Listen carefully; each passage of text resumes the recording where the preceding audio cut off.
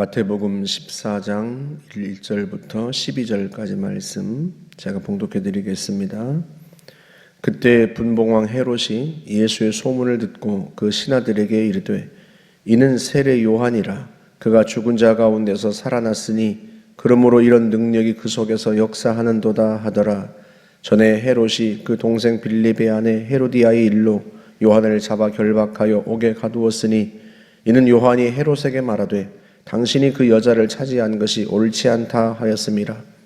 헤롯이 요한을 죽이려 하되 무리가 그를 선지자로 여김으로 그들을 두려워하더니 마침 헤롯의 생일이 되어 헤로디아의 딸이 연석 가운데서 춤을 추어 헤롯을 기쁘게 하니 헤롯이 맹세로 그에게 무엇이든지 달라는 대로 주겠다고 약속하거늘 그가 제 어머니의 시킴을 듣고 이르되 세례 요한의 머리를 소반에 얹어 여기서 내게 주소서 하니 왕이 근심하나 자기가 맹세한 것과 그 함께 앉은 사람들 때문에 주라 명하고 사람을 보내어 옥에서 요한의 목을 베어 그 머리를 소반에 얹어서 그 소녀에게 주니 그가 자기 어머니에게로 가져가니라. 요한의 제자들이 와서 시체를 가져다가 장사하고 가서 예수께 아뢰니라. 아멘. 그때 하고 말하는데요, 헤롯 왕이 예수님에 대한 소문을 들었습니다. 그 소문을 듣고 깜짝 놀라서 세례 요한이 살아 돌아온 거다. 그렇지 않고서야 어떻게 그런 능력이 나타났겠는가 하고 말을 합니다. 보통 왕이 어떤 소문을 들으면 더군다나 어떤 사람이 능력을 행한다고 소문이 자자합니다. 이런 이야기를 들으면 그냥 코웃음을 칩니다. 무지한 대중들은 항상 메시아를 원하지. 이런 식으로는 넘겨버린단 말이죠. 그런데 이 헤롯 왕이 예수님에 대한 소문을 듣고 그렇게 넘겨버리지 않고 깜짝 놀라고 그리고 세례 요한이 죽었던 세례 요한이 살아 돌아온 거다. 그래서 그런 능력이 나타나는 거다 하고 그 소문을 믿는 거잖아요. 그렇게 소문을 믿었던 이유는 그만큼 세례 요한이 헤롯에게 강력한 영향을 미쳤다는 뜻입니다. 그러니까 세례 요한은 죽어서도 예수님의 일을 사람들이 믿게 만든 거죠. 심지어 왕조차도 그 소문을 듣고 그 소문을 믿을 만큼 그렇게 세례 요한은 죽어서까지도 사람들에게 예수를 믿게 만든 그런 인물입니다. 그렇게 할 수 있었던 것은요, 세례 요한이 대상을 가리지 않고 자기의 소명을 다했기 때문에 그래요. 자기에게 찾아오는 사람들을 일반 대중들에게만 회개하라고 외친 게 아니라 누구에게도 권력이 있던 그 절대 군주 왕에게까지도 회개하라고 촉구하고 그의 잘못을 지적했단 말이죠. 그러니까 대상을 가리지 않고 회개를 촉구했던 세례 요한이었어요. 그 때문에 결과적으로는 헤롯 왕조차도 예수님의 소문을 듣고 그 능력이 사실일 거라고 믿게 된 거죠.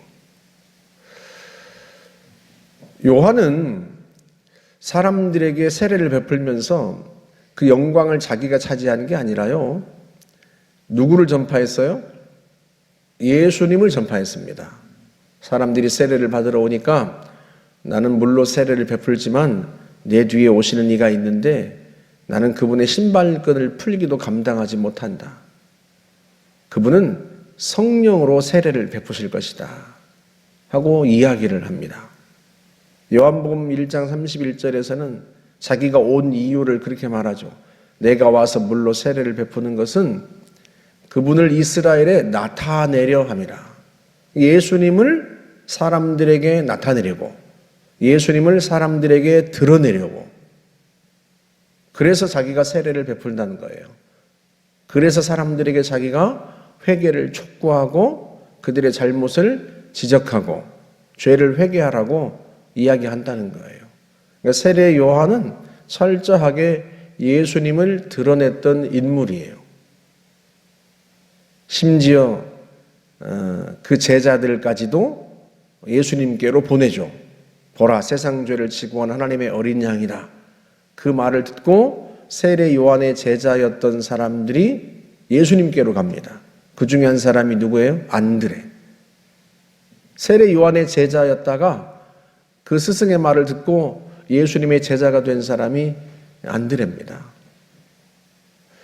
그만큼 그는 철저하게 예수님을 나타내고 예수님을 드러내는 삶을 살았단 말이죠. 여러분, 우리도 이 땅에서 주님께서 우리에게 주신 사명이 뭐겠습니까? 모든 민족을 제자로 삼으라. 누구의 제자? 예수님의 제자. 예수님의 제자. 성부와 성자와 성령의 이름으로 세례를 베풀고 내가 분부한 모든 것을 가르쳐 지키게 하라. 누가 분부한 것? 예수님께서 분부하신 것. 예수님의 말씀을 가르쳐 지키게 하고 예수님의 제자가 되게 하고 그렇게 해서 예수님을 사람들에게 나타내고 드러내고 예수님을 통해서 죄를 회개하고 용서받고 구원받도록 하는 게 주님께서 우리에게 주신 사명이에요. 세례 요한에게 하나님이 주셨던 그 사명이 오늘 우리에게도 동일하게 주어진 거죠. 그래서 우리가 세례 요한처럼 대상을 가리지 않고 그가 누구이든 간에 그에게 복음을 전하고 예수님을 나타내야 하는 거죠. 저 사람은 나보다 더 많이 배워서 아유 내가 어떻게 저런 사람에게 복음을 전하겠어. 저 사람은 높은 지위를 가진 사람인데 나 같은 사람은 상대도 안 할 거야. 나 같은 사람의 말은 듣지 않을 거야. 그게 아니라 그가 누구이든 간에 그가 유식한 자든 무식한 자든 부한 자든 가난한 자든 지위가 있는 자든 없는 자든 그것과 상관없이 주님께서 우리에게 감동 주시고 주님께서 우리에게 붙여주시면 그들에게 복음을 전하고 예수님을 나타내야 하는 거죠. 세례 요한은 그렇게 했습니다. 왕이라고 해서 그를 피한 게 아니라 왕도 잘못을 지적하고 회개를 촉구하고 그렇게 해서 결국 그 일 때문에 목숨을 잃게 되었지만 그는요 자신의 사명에 충실했던 사람인 거죠. 자신의 사명에 충실했기 때문에 헤롯 왕 같은 사람까지도 소문을 듣고서 그 소문이 사실이라고 믿은 거예요. 물론 헤롯이 예수님을 구세주로 받아들인 것은 아닙니다. 그 당시 대다수의 권력자들이나 심지어 종교 지도자들도 예수님을 메시아로 받아들이지 않고 십자가에 못 박아 죽였으니까요. 그러나 분명한 것은 예수님에 관한 소문이 있을 때에 헤롯의 마음속에 그 소문이 사실일 거라고 믿게 만들었던 것, 그게 세례 요한이었다는 거죠. 저나 여러분이 주님께서 우리에게 주신 사명을 대상을 가리지 않고 복음을 전해야 합니다. 그러면 그 속에 주님께서 역사하세요. 부단히 저와 여러분이 복음을 전하여서 많은 사람들이 회개하고 주님께 돌아오는 역사가 우리를 통해서 일어날 수 있기를 주님의 이름으로 축복합니다. 함께 기도하겠습니다. 좋으신 하나님 감사합니다. 주님께서 우리에게 주신 복음은 대상을 가리지 않고 누구라도 들어야 하고 또한 믿어야 하고 구원받아야 하는 복음인 줄 믿습니다. 전능하신 아버지, 주님 우리에게 붙여주신 사람들, 우리에게 감동 주신 사람들, 그들에게 복음을 전하여서 그들이 자신의 죄를 회개하고 주님께 돌아와 구원받도록 우리가 그렇게 쓰임받기를 원합니다. 주님, 저희와 저희 교회를 주님의 일에, 복음을 전하는 일에 사용하여 주옵소서. 감사드리며 예수님의 이름으로 기도하옵나이다. 아멘.